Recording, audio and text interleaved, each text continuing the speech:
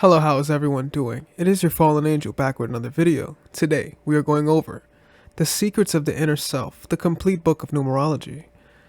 Specifically, the basis of personality. So without further ado, we shall begin. Man has made little progress in 2,500 years. We cannot deny life is physically easier, even though some people in authority would have us believe it was not meant to be that way. Firsthand, contact with other heavenly bodies, instantaneous worldwide transmission of pictures and sounds, powerful machines for personal transport, etc., are but superficial developments of science. The really valuable application of science is to be attained, not by such superficialities, but in improving the quality of human life, so that it may fulfill its purpose. Only in the manner can we achieve real happiness in life. So we are at a point where a lot of the technologies we have today are immense. They are very, very powerful. We have a boatload of technologies, right? We have many sciences, many phenomena, many things going on, but we are missing a spiritual connection. We are at a time period where people are more and more depressed. People are more and more disconnected from their true nature, disconnected from spirituality. Because as technology is growing, people are learning to love material objects and use people, right? It's not supposed to be that way around. It's supposed to be we love people and use the objects. So this use of elements that we see is amazing because it shows how we can use and manufacture the elements around us. But we also have to recognize those same elements are within us. To seek a high level of financial security and a place in who's who are goals to which many people aspire. Others might seek a quiet little shack in the country with a few little pets, animals, and a few hectares of cultivated independence. All these are really extraneous. What we all seek is freedom from what want, perfect health, and appreciation for what we are and what we do. It is these alone which bring happiness to our inner selves, and it is this seeking which determines the manner in which we express ourselves. How we speak and act therefore creates the image by which we become known. Our expressions create the picture of ourselves that we present to the world. People accept this as our personality, but is it constantly the same in all situations? So guys, on this channel we've been over this, that depending on where you are, people are wearing a mask. And I'm not talking face mask for COVID or anything like that. I'm talking a mask to alter personality. People act differently around their spouses than they would with their families, than they would with their friends, than they would with their own self, right? This is the ideology of a mask. So feel free to check out those mask videos as well. As living becomes more complex, with the increasing emphasis we place on time and money, our lives tend to departmentalize. Different types of people associate us with different walks of life. Variations exist between those with whom we work, socialize, or meet in sports, activities, or studies.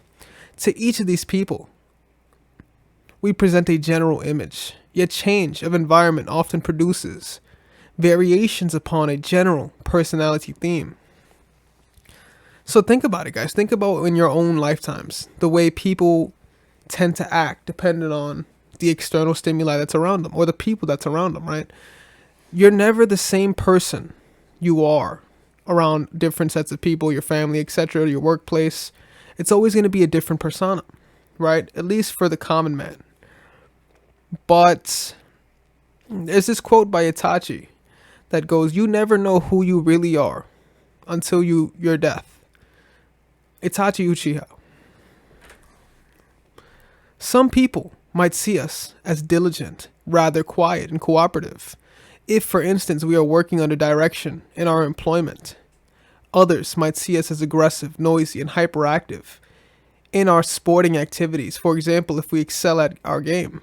At home, we might be submissive and even somewhat introverted if, let's say, our spouse is domineering and the more eager to direct.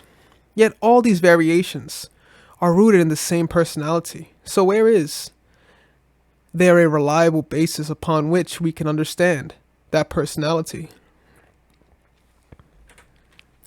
In spite of the apparent complexities in the personality of the average person, there is a sound basis for our analysis and understanding. The variations of actions and reactions from the one person are invariable, consistent within the nature of his individuality. But then, the influences of the environment and hereditary play vital roles in helping to formulate the personality. Each of these factors needs investigation and analysis. Of course, if we are to discover the essence of personality, each is a vital component in the representation of this personality, yet each exerts varying degrees of influence. So that we have a definitive understanding of these various factors, the following diagram is offered as a general guide. So guys, when we think of how people become who they are, we always think of the nature versus nurture debate, right? Nature being the environment that they were around, nurture being who raised them and how they were treated, loved, etc. by their family, etc., right? But this graph goes a little more in depth. So we have personality, which stems into individuality or the inner self. Then this stems into what we know as numerology, whether it be the birth date, name, numerology, astrology, numerology, traits, purposes, cycles, pyramids. Then the personality can also stem into heredity, karma, parents, person. The personality can also stem into the environment, the external stimuli, the people we see, the places we go, the family we have, the friends we have, the vocations we have, the laws, the church, the climate, the persons we see day to day. This is a Fibonacci loop that also ties into numerology, right? This math-like ideology, our karma, our numerology, how the stars align to make you who you are today, is all part of our understanding of why we're here, right? Whether we're thinking of the Kabbalah and to understand why we are here and to attain spiritual attainment, that is the end goal. The diagram illustrates the three basic components and their varying influences on the development of the personality.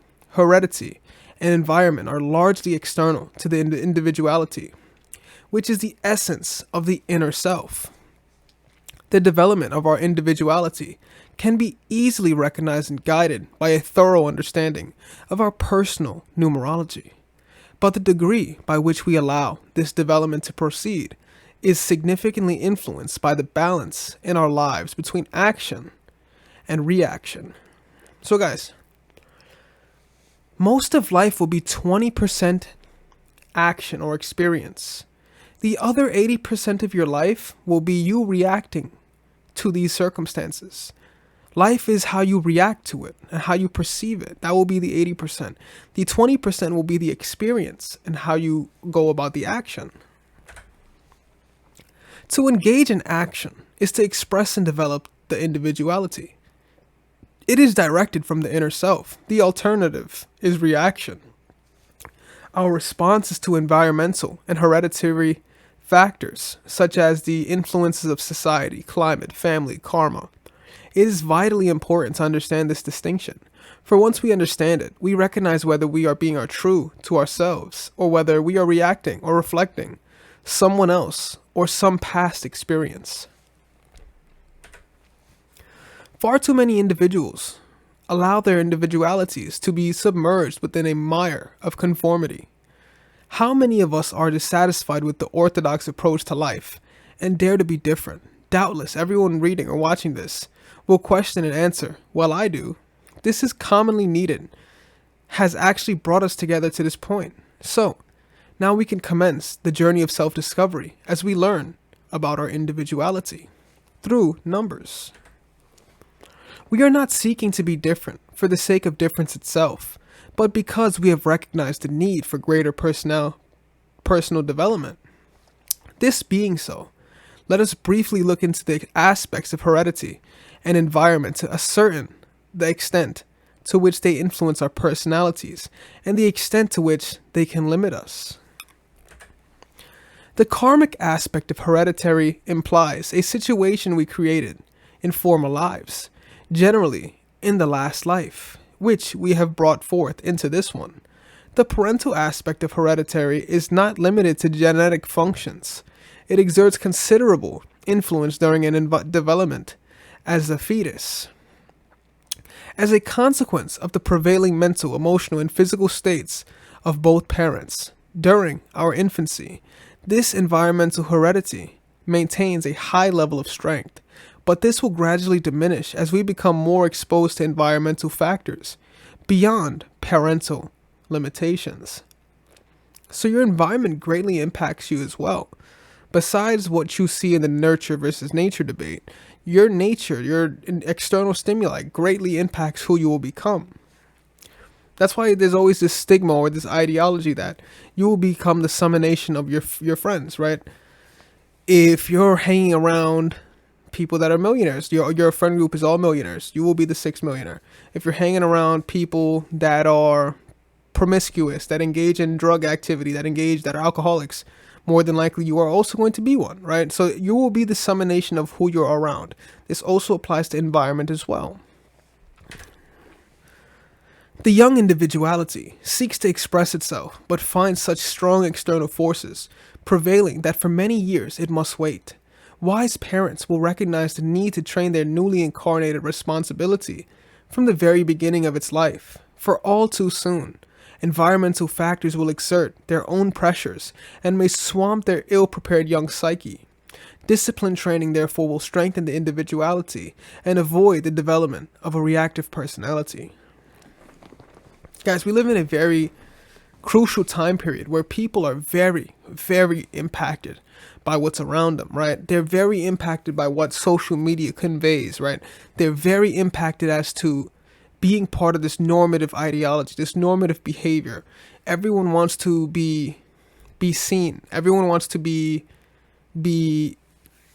part of this ideology that if they aren't seen, they're less than. And if they create something that isn't the most well-known thing, then they aren't no one. It's this ideology that people are comparing themselves to things that are unattainable. And it's breaking their own hearts because what they're seeing is an illusion. They're not seeing the reality of things or the reality of what's really going on. It's just an illusion. It is impossible to express our individuality while simultaneously reflecting the mannerisms of other people or reacting to the influence of our environment. Rarely does growth take place in the shade, unless one happens to be a mushroom. For individuality to develop, for the beauty of a vibrant personality to be expressed, we must free ourselves from any limitations placed upon us by parents, friends, and places. Many times, guys, people often remain to their views, to their early views, and they often don't change these views because fear of ostracism, fear of losing friends, fear of being an outcast, fear of being a black sheep in society. So they tend to not want to go against the status quo because they may become ostracized, they may be judged, and this is something they don't want, right? Oftentimes people want to be part of the pack. We must desist from seeking excuses, from justifying our habits, and from the look of laziness and mimicry. We must look within ourselves to find the essence of our special individuality, to divest ourselves of the shackles of limitation, and to discover that power of awareness, which is really our intelligence in action. As we proceed to attain an understanding of the inner self, we spontaneously cast off any conditionings of environmental and hereditary which have previously limited us. Yet there will be many influences which have proven quite valuable, and others about which we might be a little unsure. Any uncertainty can be readily dispelled by applying the same numerological principles to them as we do to attaining the understanding of ourselves. Virtually all our environmental and hereditary factors, our people, the family, the boss, the spouse, etc., and a system for analyzing people is what we are now proposing to develop. When we learn to recognize what makes people tick, what constitutes the basis of each personality influencing us, we are in an ideal position to assess to what degree we shall allow such influence to have effect on our lives. We then, rather than react, we act. The expression of true individuality. These are the secrets the science of numbers will know now revealed to us. And wise use of this knowledge is an important responsibility we must each be prepared to accept. So guys, this has been The Secrets of the Inner Self, the complete book of numerology, specifically the basis of personality and how things come about. With that being said, feel free to leave a like down below. Leave a comment down below. Also subscribe. Check us out on Patreon, Rumble, Twitter, Instagram, things of that nature. This has been your fallen angel, and I am out.